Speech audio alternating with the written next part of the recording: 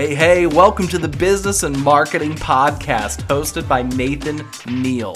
Here we talk about anything related to making your business more money intelligently. That's technology, sales strategies, personal development, and leadership. We're super excited for today's episode, so let's get into it. Thank you for tuning in to the Business and Marketing Podcast. I'm your host, and I'm really excited today to have Art Artiles and Mark Hicks from Mathe. And today we're going to have a really good show. It's a topic we haven't really hit on, but what we're going to talk about today is peeling back the onion. So I was doing a podcast with these guys for our sister podcast, Tech Guys Talk, and we got into the conversation of what happens to a business if something happens to the business owner. How does that business continue? And, what overall impact does that have? And Mark had a great point that I really never thought of. And he used an analogy of peeling back the onion, that we have all of these different layers to the business. And it's not just about the business owner when we're looking at continuity and overall impact, but we have to look at the organization as a whole, which I never thought about personally. I mean, as a small business owner, I've thought about, and put plans into place for what if something happens to me? What if I get hit by a bus that's driving out on these snowy streets of Pennsylvania today? But honestly, there are key players and key proponents to each business and employees that play a critical role. And that's what we're going to talk about today. We're going to talk about it from the perspective of overall business impact. We're going to talk about it from the aspect of technology and all of these different faucets. So thanks for joining me, guys. Thanks for having us, Nathan. Thank you, Nathan. So to get started, Mark, I want to go back to you. And you had said that this wasn't a reference from Shrek when he was talking to Donkey about, ogres or onions. They've got layers. But that your business has layers, and you can't just look at it at face value. Well, we started Business Recovery Center in '95 as a separate company from our core MSP operations, focused on business continuity planning and business impact analysis. And we hired some of the brightest minds that had come from large corporate enterprise at that time. And one of my favorite chats with one of the people, Richard Wexler at the time, is I remember I was going through the corporate chart and all the different titles, and we were talking about the criticality of what roles each played. And I kept looking at their titles, and Rich laughed at me because ignore the titles. You have to ignore the titles. You got think about an organization as an ice cube tray. Now, instead of thinking about as people, look at each one of the cubes as a business critical function.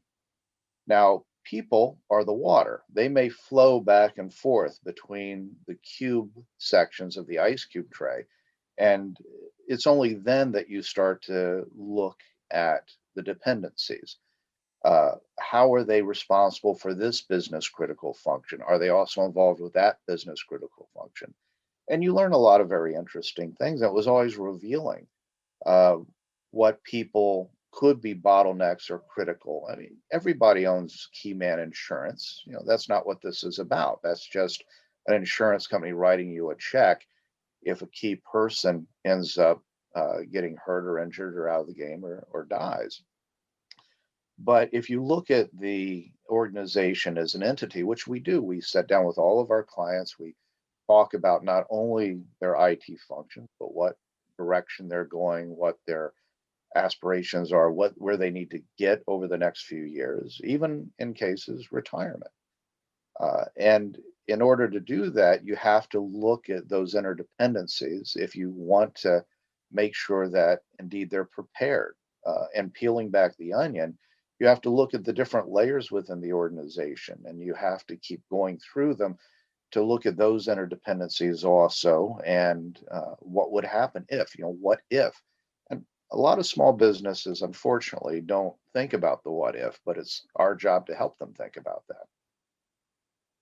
And so, Art, when you're going into a business and you're doing this impact analysis, what different angles are you looking at? Are you looking at it just from a perspective of what happens if this one person would happen to not be with us anymore, would leave, or otherwise leave the company? Or are you also looking at it from a perspective of what happens if we lose this computer system? Because, I mean, you got to look at your technology as also being a key man, if you will. What happens to our business and our overall impact if we lose this server? Well, one of the things that we focus on strongly is redundancy. It is a clear understanding and philosophy of ours that there has to be redundancy because we cannot be subjected to a single point of failure. And given the state of things, there is no perfection out there. There will always be single point of failures. So we build redundancy into all of our solutions. And that's a philosophy that we bring to our clients is they need to understand that things happen. This is life. Life is fluid. Life is ever changing. You can plan for the best, but you also have to have contingencies built in. You have to have flexibility built in. And I think the biggest mistake that most businesses do, and there's a saying that's very appropriate, is failure to plan is planning to fail. And most businesses fail to plan. They go for the simplest and cheapest solutions. They don't look at alternatives. They don't do what if scenarios. They don't whiteboard a lot of these things, and that's both from a technology and from a people perspective. And that's where a lot of businesses find themselves in trouble. I mean, if you look at the statistics, the longer a business is impacted by, let's say, a ransomware attack where they don't have access to their data, or they don't have access to their facilities because something happened to it and everything happens to be stored on site, the likelihood of them going out of business increases with every day that they don't have access to their stuff. Well, and I guess that would be a similar comparison to what if you're a medical practice and you lose one of your doctors or lose one of the physicians that's in the practice. Right, exactly. And that could be because they leave. That could be because they don't show up today. And you've got patients scheduled to be seen. So again, you've got to plan for contingencies. Even something as simple as my EMR is hosted in the cloud and my internet connection is down and I can't get to my EMR and I've got patients that I need to see. I don't have access to their patient files, so I don't know what the last set of prescriptions we gave them, what the last diagnosis was, what treatment cycle they're on. These are things you have to think through because, again, it impacts people.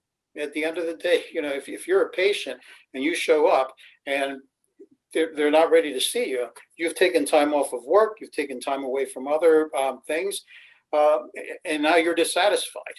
And unless this is a very unique practice that they're the only providers of this service available to you, you're going to start shopping around for another provider. And part of your buying criteria at that point should be, what redundancies, and patient may not necessarily use that language, but how are you prepared to service me if I show up and your doctor didn't show up or your systems are down? Right. And earlier we had talked about like this iceberg analogy, and I'm just kind of thinking out loud here. So, at the surface as business owners, we can see, certain things that might be a problem, and that's the tip of the iceberg. But we got all of this stuff as it goes down where the iceberg actually gets larger and larger that we're not thinking of, where an outside set of eyes and ears can really provide us perspective into some things that we haven't even thought about. Just like when we were talking earlier, I hadn't thought about key personnel as part of the contingency plan. Well, the iceberg is an excellent analogy, and I think IBM did a very good job of presenting that a couple of decades ago in terms of what are the true costs of running a business, whether it be operational costs or whatever perspective or whatever scenario it is you're looking at. The visible part of the iceberg represents 10% of the entire mass of the iceberg, and that's what most people tend to focus on. And in our field, we see that every day.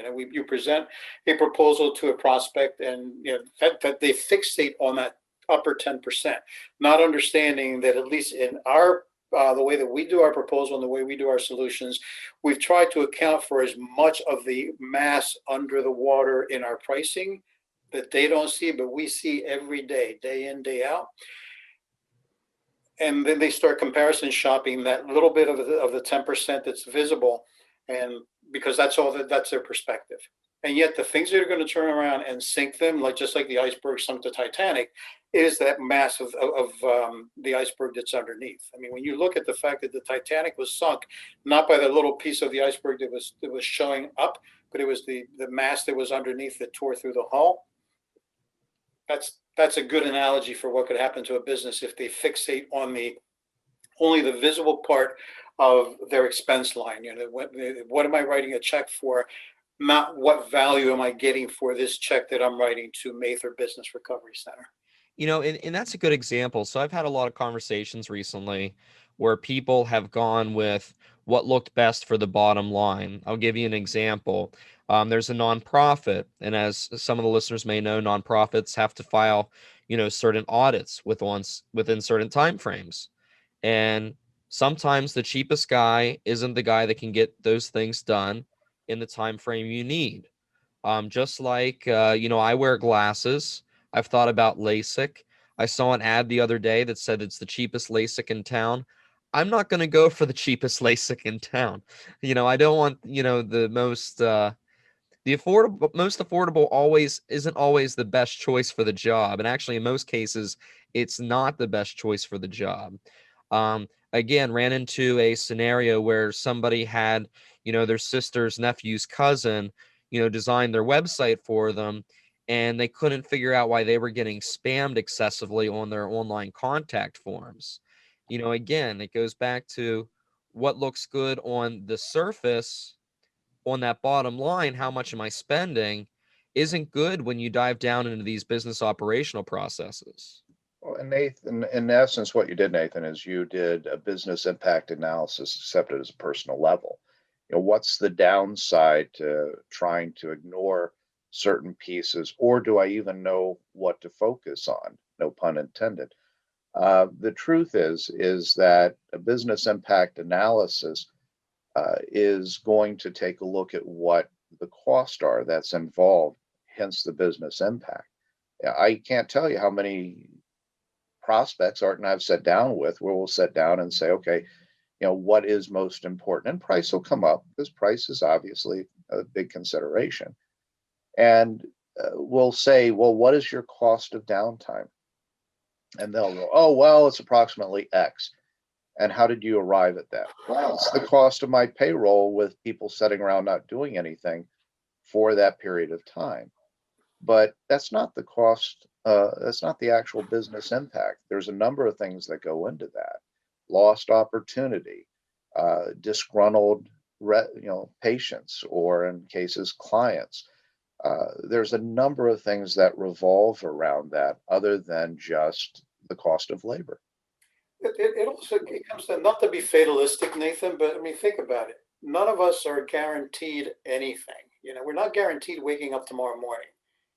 Well, there's two things that are guaranteed, and that's death and taxes. Well, understood, but that you're looking, it's the other side of the coin. But the reason I chose to phrase it from that perspective is if you, it all depends on your philosophy of life. So I'll use myself as a perfect example. The first bill I pay every month before my mortgage and utilities and everything else is my life insurance. Because I've got people that depend on me, and I know that something could happen to me, and I may not be here tomorrow, but they need to be taken care of. And it's my responsibility, not anybody else's responsibility. It's my responsibility to take care of mine. So therefore, I plan my life around that. I plan my finances around it. And that again, if you're a business owner, that's the kind of mindset and thought process you need to bring to it. Because again, there are people depending on you. You've got employees depending on you. You've got your own family who you're generating revenue to maintain their lifestyle. You've got clients that are depending on you. You've got business partners. You're a critical element of a lot of other people's lives and businesses. So therefore, to be a prudent, if you're prudent about how you manage your business and your life, you've got to look at managing the what if scenarios and the contingencies if there's a gap represented by your no longer being here or something happening to the business. And insurance is great, not to take away from that point, because obviously you need insurance to cover those expenses. Like, I got two young boys and a mortgage, And then I also have my business with employees that count on getting that paycheck every month. So life insurance for me is critical. But some other things that I've tried to line up is people that can kind of step up to the plate in the event of something happening, which I think is a part two to that. So one, planning on the financial level, but then part three, what pieces go in motion if X happens. Correct. Correct. And that's a playbook. It's like anything else. That's a playbook that you constantly have to monitor and update and test, because it's got to be ready when the event happens. That playbook has got to be current and up to date, and the participants in that playbook have got to know their role and responsibility, and be able to step up and fulfill it. Part of the misconception also of key man insurance when you're looking at a critical component of your business is that that replaces that person, or that's the value of that person. It has nothing to do with the value of that person or replacing that person. What it is a monetary life vest, if you would, to allow the company to have typically some revenue that comes in, to give them a little time to either ramp up people to fill that void or to hire outside to fill that void. In essence, it's a little bit of a cash buffer for the business. It's never going to replace that person, but it will give you a little bit of funding in order to try to fill that vacuum. So that's part of the misconception with key man, and I discuss that with people at different point when you're going through a business impact analysis or continuity planning, or as we said, peeling back the onion. It's only a life vest for a short term. Right. Like if something would happen to a manager and I would have to step in, I'm looking at probably working at least an extra 20 hours a week and not being compensated for that because I'm the business owner. And that's time that I'm putting in to make up for that gap. So that key man insurance would help take a little bit of the ease off of lost opportunities and other things that I could have gained but are not able to pursue because I'm fulfilling that role until I can hire and then train somebody ultimately. Right, and it depends on the size of the business, but let's just assume that you're a very small business, and the owner wears multiple hats. The owner is the only one that has relationship with the banks, and the only one that has signature authority on the accounts. And the owner doesn't show up today, is gone. How are people going to get paid? How are expenses going to get paid? How are partners going to get paid? If that was the only signature on the account, and he was the only one that had the passwords to everything, or she was the only one that had the passwords to everything. So even things that may be on a minute scale for very small businesses, but you can magnify that across the board to businesses of any size, where you've got one person who has the keys to the kingdom, or has the majority of the keys to the kingdom, and there's no vault where these things are stored, and now the business grinds to a halt because the person who had all that information didn't show up, is no longer there. That's actually a good point. And I actually just recently completed a website integration with NetSuite. And in the course of that project, one of the senior VPs of the company decided to put in their notice. They did not have a centralized password system. So now they're at the point where this is one of the employees that carried all of the keys to the kingdom. And how do we extract all of that information so that way we can continue without that individual? And I think that's where password management on a technology level is super important, because not just one person should have access. Well, absolutely. And in some cases, Nathan, that's if you want to extrapolate that further into the realm of MSPs, we've got into many situations where somebody either internal to the organization that retired, or an old MSP would have the rights to domains, or would have the rights to certain accounts, and going back in and trying to unravel all that and correct it after the fact is not something many times that'll take a half an hour or an hour. Sometimes it'll take days or weeks.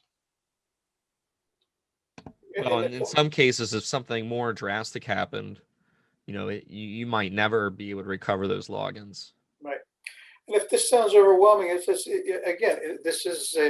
part of life. It's almost like life is like a garden. You just don't throw seed in the ground and it just grows, and all of a sudden you've got this beautiful garden. You've got to prepare the soil, you've got to plant the seed, you've got to water the soil, you've got to provide the right nutrients, you've got to weed it, and then once the garden starts coming in, things are going to die. You've got to pull them out, you got to replace them. That's life. That's what running a business is like. That's what being alive is like. And I think that's people have got to put it in that context and just do the things that are necessary, or bring on the right partners to help you do the things that are necessary to make everything work, and to plan for when things don't. I mean, a lot of this can be really overwhelming. So, let's say somebody's listening that's a small business owner. What's the first 3 steps you would recommend them take to ease up some of that impact if they lost a key person, or, ultimately if something happened to them?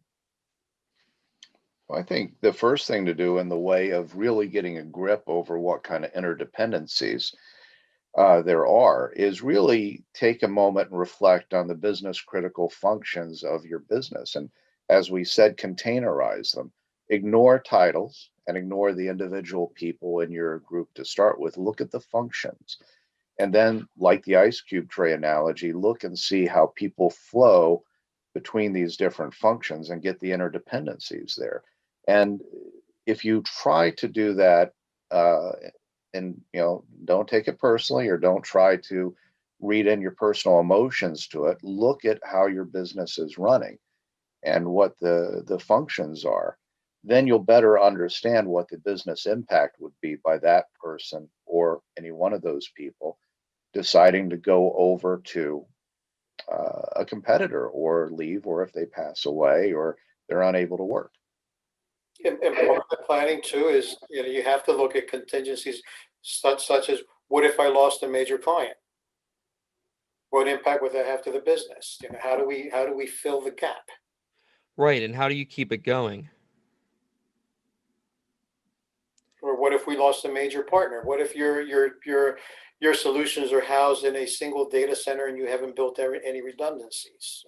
It's you could pull on any thread and start just unraveling the whole thing. It just really, to Mark's point, you've got to sit down. You've got to make time for this. First of all, you can't avoid it. It's not.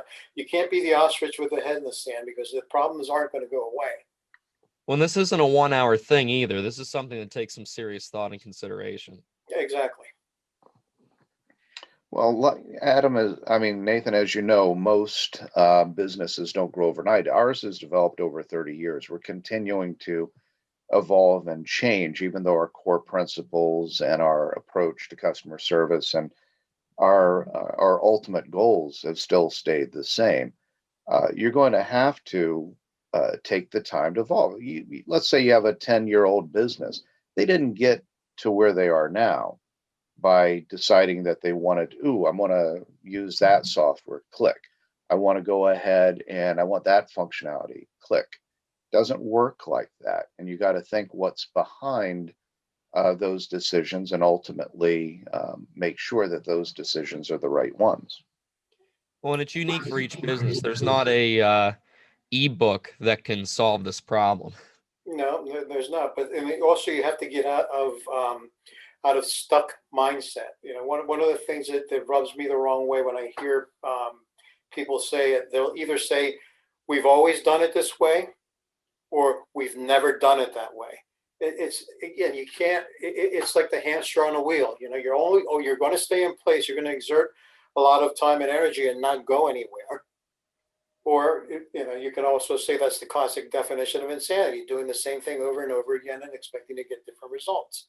So again, to Mark's point, this is something you've got to think about. You've got to dedicate time to thinking about it, and writing down notes and bringing in the right resources to help you do this, because this is not something that you're going to do by yourself. Right.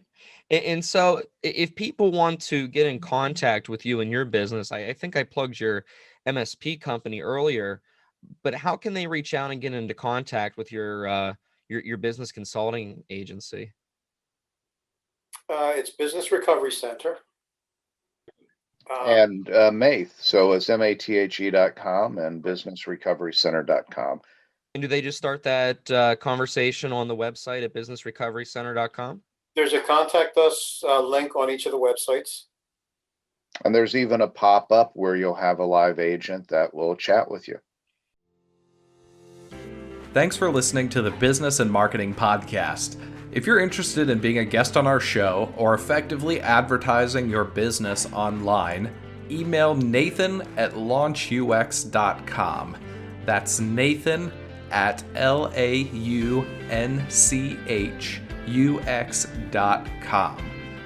Thanks for being a part of this great business community. We'll see you next time.